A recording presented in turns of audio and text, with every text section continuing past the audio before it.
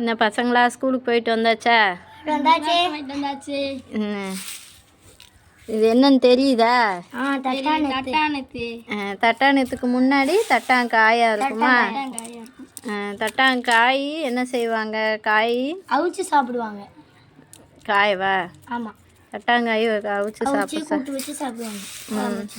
இப்போ இது காஞ்ச பிறகு இது என்னன்னு சொல்கிறாங்க? காஞ்ச பிறகு தட்டாம்பயிறு. தட்டாம்பயிறு சரி. இது ஃபுல்லாக இதோட ஃபுல்லாக இருக்கிறதுக்கு பேர் நெத்து. தட்டா நெத்து. இந்த இப்படி இருக்கா? இது இப்படி இது மேலே இருக்கிற தோலும் காஞ்சிடும், உள்ளே இருக்கிற பருப்பும் காஞ்சிருச்சு. காயவும் இதுக்கு பேர் என்ன சொல்கிறோம்? தட்டாம்பயிறு, தட்டா நெத்து.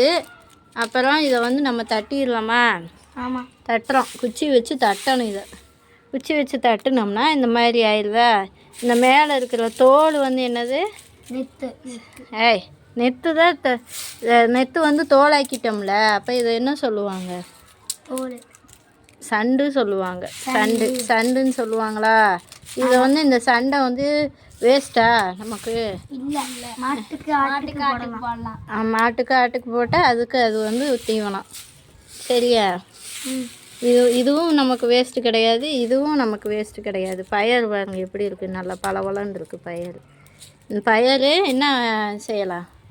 இந்த பயறு நம்ம சாப்பிடலாம், சமைச்சு சாப்பிடலாம், உடம்புக்கு நல்லது. இந்த தட்டாம்பயிறுனால நமக்கு என்ன பயனை? ரத்தம் வந்து சுத்தமாகுமா நம்மளுக்கு. சரியா? என்ன பசங்களா தெரிஞ்சா? இதை என்ன செய்யணும்? சமைச்சு சாப்பிடணும். இது வந்து நமக்கு தானிய வகையில் ஒன்றா? ஆமாம்.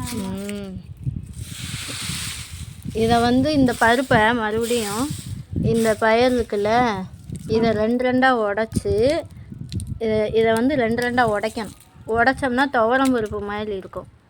அந்த துவரம் பருப்பும் இந்த பருப்பையும் சேர்த்து போட்டு சாம்பாராக செஞ்சு சாப்பிட்றலாம். நம்ம சாம்பார் வைக்கிறோம்ல எப்பயும் அந்த மாதிரி சாம்பார் மாதிரி வச்சு சாப்பிட்டா ரொம்ப நல்லது. புரிஞ்சா பசங்களா?